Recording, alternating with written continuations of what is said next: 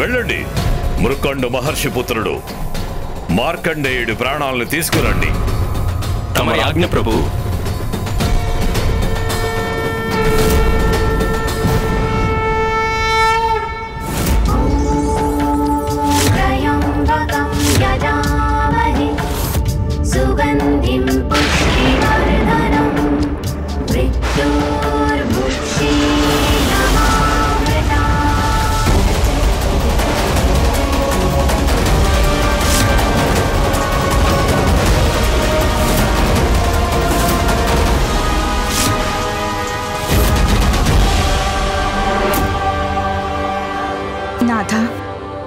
గతంలో ఈ బాలుడు తండ్రి తన భవిష్యత్తును తిరగరాయాలనుకున్నాడు. సంతానహీనుడు కావడం తల్లిదండ్రుల విధిరాత. అయినా వారి పుత్రుణ్ణి సంపాదించుకున్నారు. అలాగే ఈ బాలుడు తన భవిష్యత్తును సరికొత్త మలుపు తిప్పుతాడు.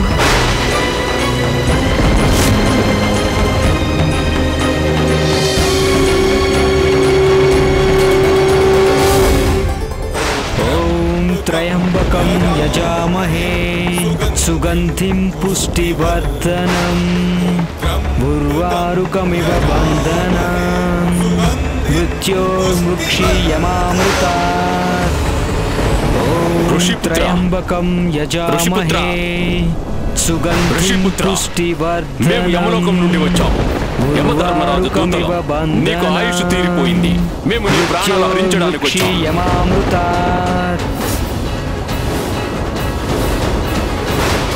భూమిపై నీ కాలం సమాప్తమైంది. ఇంకా మర్యాదగా మాతో రా బాలక, లేకపోతే నిన్ను ఇప్పుడే బంధించి తీసుకెళ్తాం.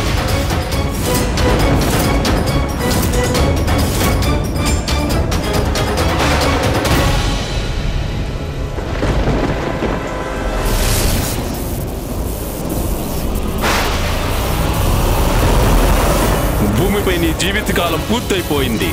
మేము నీకు తగినంత సమయాన్ని ఇచ్చి చూశాము. నువ్వు వినకపోతే నిన్ను పాశంతో బంధించి యమలోకానికి తీసుకెళ్తాము.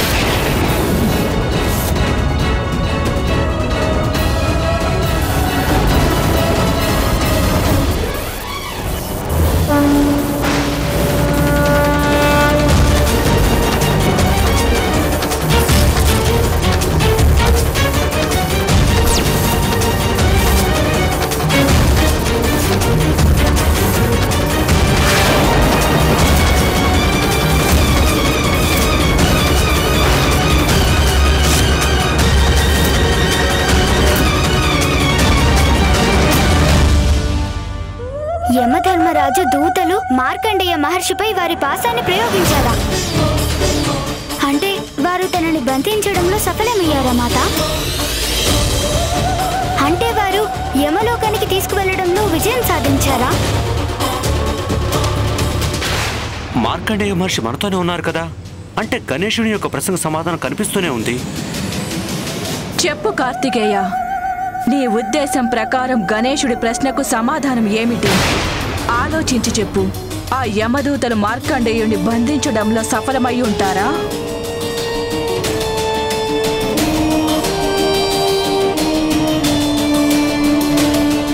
అమ్మా, మార్కండేయ మహర్షి మన సమక్షంలోనే ఉన్నారు కదా, జీవించే ఉన్నారు. దీని అర్థం ఏమనుకోవాలి? ఆ యమదూతలు మార్కండేయుడి ప్రాణాలు హరించలేదరా?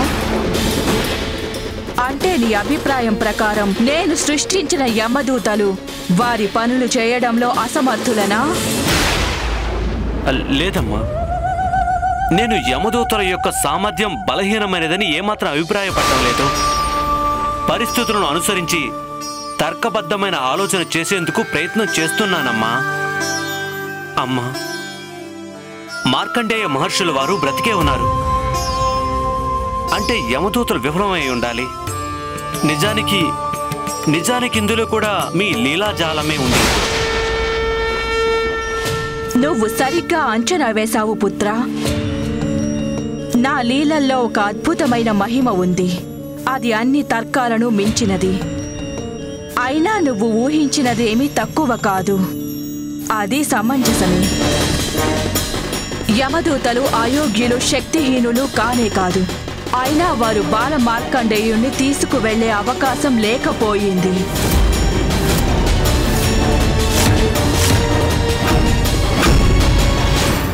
ఎందుకు లేదు మాత?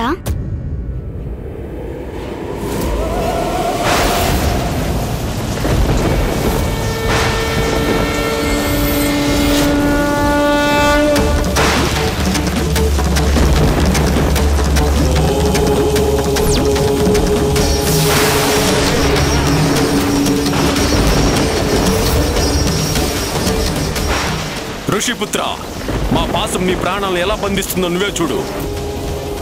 యమదూతలం మేము. నీ ఆత్మ మా వెంట తీసుకువెళ్లకుండా వదిలిపెట్టం బాలక.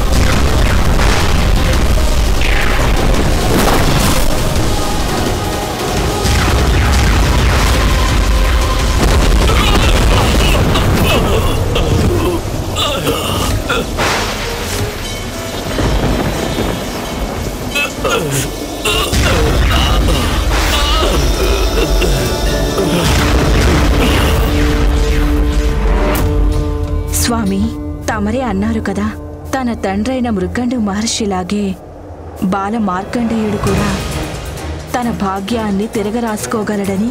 ఆ మాట నిజమైంది. యమదూతలు తన దగ్గరకు కూడా వెళ్ళలేకపోయారు, తనని కనీసం స్పర్శించలేకపోయారు.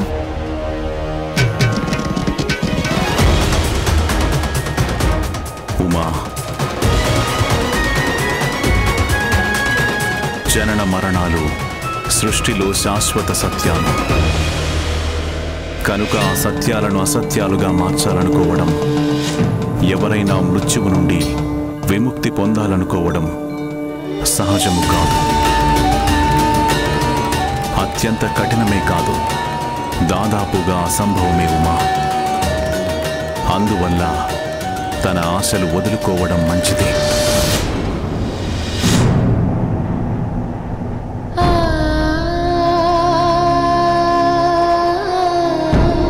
అంటే మా స్వామి తన భక్తుడి భక్తిని తోసిపుచ్చుతారా?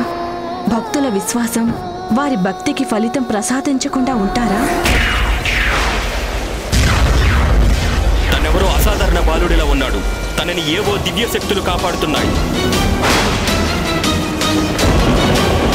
మనం తక్షణమే వెళ్ళి మన ప్రభువైన యమధర్మరాజుకి విషయాన్ని శీఘ్రమే తెలియజేయాలి.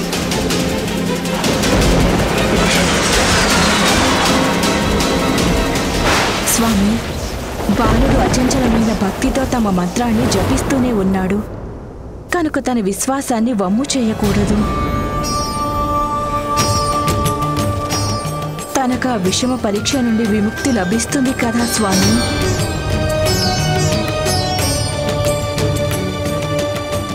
నేను తమరిని మభ్యపెట్టడం సాధ్యము కాదు దేవి.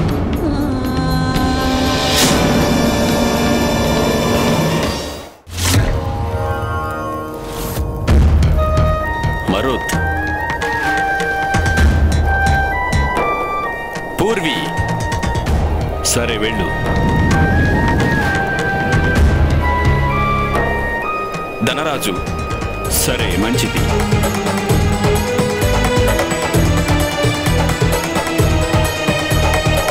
మరి మార్కండేయుడు? ఈనాటి సూచికలో మార్కండేయ బాలుడిది చివరి పేరు. ఎక్కడ తని ప్రాణాలు? అడిగేది మిమ్మల్ని, మార్కండేయుడి ప్రాణాలు ఎక్కడ? చిత్రగుప్త మహారాజా, మేము మార్కండేయుడిని తీసుకురావడానికి వెళ్ళాము. కానీ క్షమించండి, తనని మేము ఇక్కడికి తీసుకురాలేకపోయాము.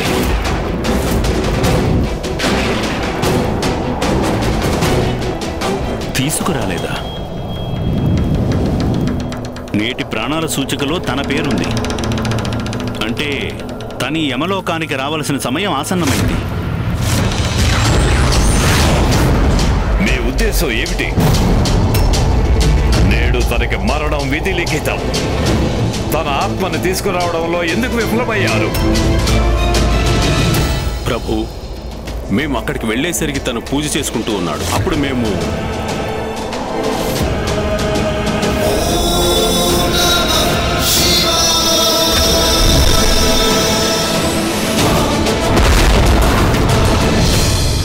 అదెలా సంభవించింది?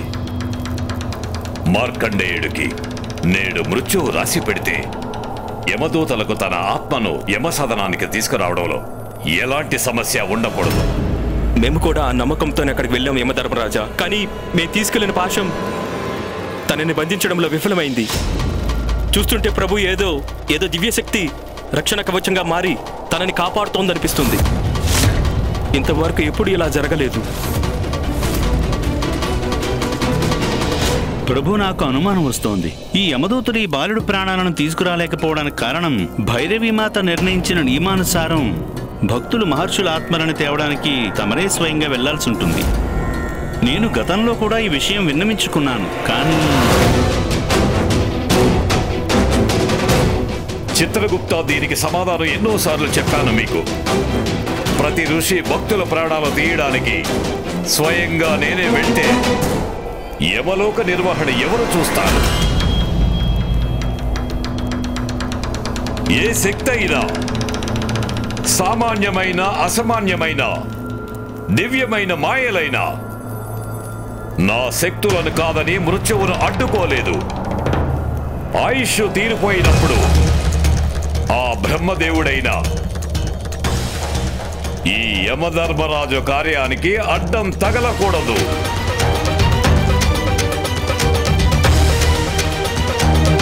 చిత్రగుప్త, భైరవీ మాత మనకెలాంటి బలహీన దూతల్ని ఇచ్చారో చూడండి. 2 యమదూతలు 16 ఏళ్ల బాలుడి ప్రాణాలు హరించి తేలేకపోయారంటే ఎంత అవమానమో తెలుసా?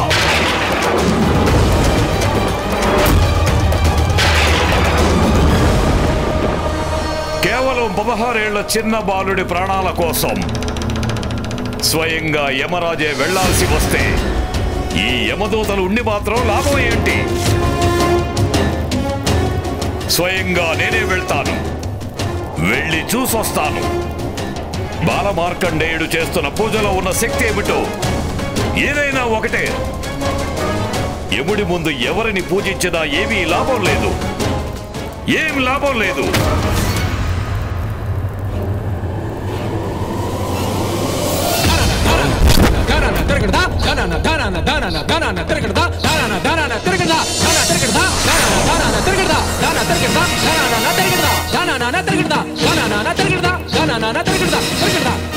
సృష్టి నియమాలకి ఎవరూ భంగం కలిగించలేరు.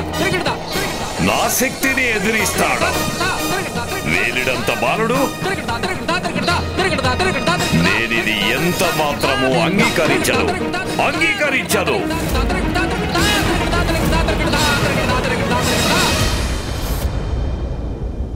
మాత, పరిస్థితి చేయి దాటిపోయేలా ఉంది. ఒకవైపు మార్కండేయ మహర్షి తన విధిరాతను మార్చుకోవటానికి తండ్రి గారిని పూజిస్తూ ఉన్నారు. అది తన తల్లిదండ్రుల పట్ల రుణం తీర్చుకోవటం కోసం. ఇంకోవైపు చూస్తే మీరు నియమించిన యమధర్మరాజు కాలం తీరుగానే ఎవరి ప్రాణాలనైనా తీయాల్సిన బాధ్యత గలవారు. అడగాల్సిన మాట అడిగాడు గణేశుడు. నిజానికి తండ్రి గారికి అమ్మకి మధ్య యుద్ధం చేసే పరిస్థితి ఉత్పన్నమైంది. దాని ఫలితం ఏమై ఉంటుంది? మాత, ఈ పరిస్థితికి పరిష్కారం ఏమిటి? నృత్య నియమాలను రూపొందించిన వారు తమరే కదా. ఈ మార్కండేయ మహర్షి ఏమో ఆ నియమాలనే భంగం చేసేందుకు ప్రయత్నిస్తున్నారు.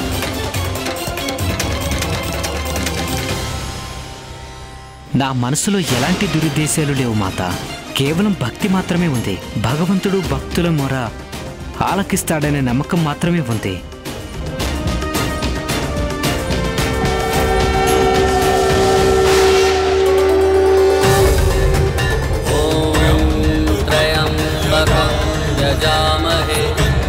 सुगन्धिं पुष्टिवर्धनं उर्वारुकमिव बन्धनामृत्येन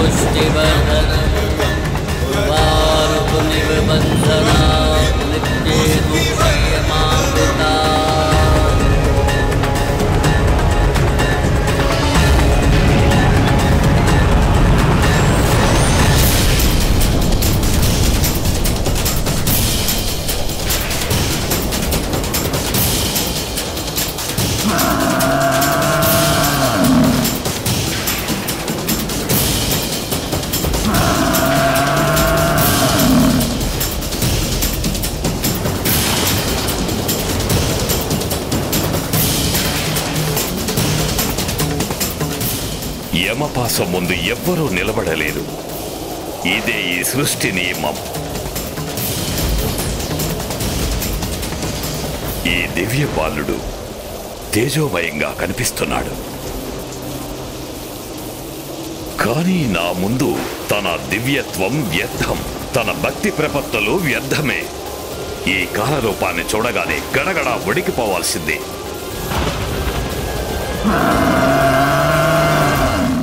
ఈ దివ్య బాలుడు తేజోమయంగా కనిపిస్తున్నాడు. కానీ నా ముందు తన దివ్యత్వం వ్యర్థం, తన భక్తి ప్రపత్తులు వ్యర్థమే. ఈ కాలరూపాన్ని చూడగానే గడగడ వణికిపోవాల్సిందే.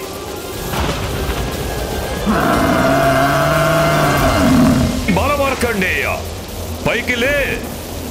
ఈ యమరాజు నీ ప్రాణాలు తీయడానికి వచ్చాడు.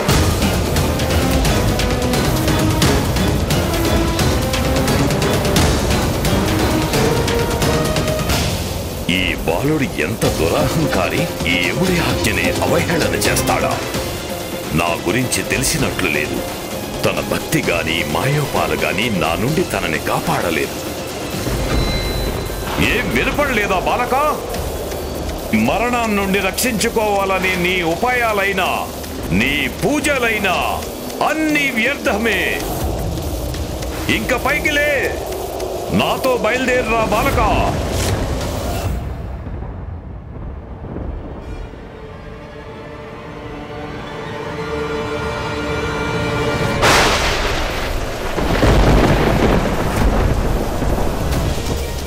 యమధర్మరాజుని అవమానిస్తాడా? దీని ఫలితం ఎంత దారుణంగా ఉంటుందో తెలిసేలా చేస్తాను.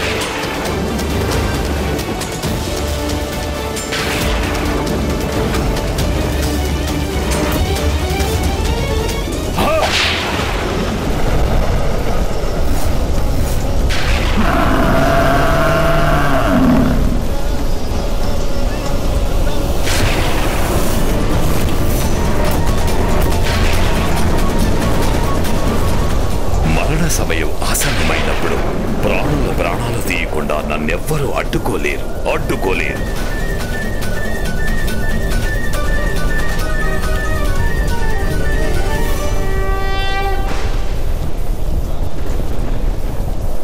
యమధర్మరాజా, నేను నా పూజలో లీనం కావడం వల్ల తమరి రాకను నేను గమనించలేకపోయాను. నా ప్రణామాలు స్వీకరించండి. ఆయుష్మాన్.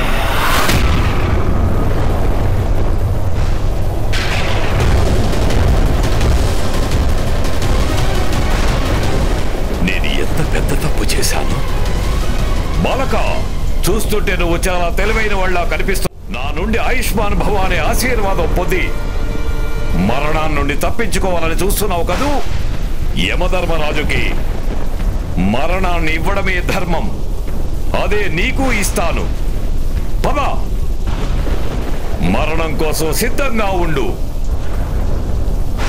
యమధర్మరాజా, నాకు తెలుసు తమరు నాకు మరణం ప్రసాదించడానికి వచ్చారు. కానీ నేనిప్పుడు మరణాన్ని అంగీకరించలేని పరిస్థితి. క్షమించండి, నువ్వు నీ మరణాన్ని ఇప్పుడు స్వీకరించలేవు కదూ. అందువల్ల నేను తరువాత రావడమే మంచిదేమో కదా.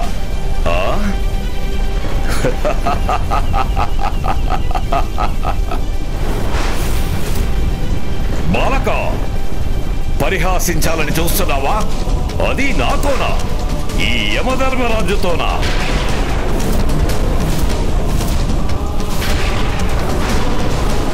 మూర్ఖ బాలక, తన మరణాన్ని ఎవరు ఎంత మాత్రమో అంగీకరించారు. కానీ మరణానికి ఒకరి అంగీకారం కోసం ఎదురు చూడదు. నువ్వు చాలా అదృష్టవంతుడివి. అందుకే స్వయంగా నేనే వచ్చాను నీకోసం. ఇంకా నా సమయాన్ని వృధా చేయవద్దు. నాతో రా, వెళ్దాం.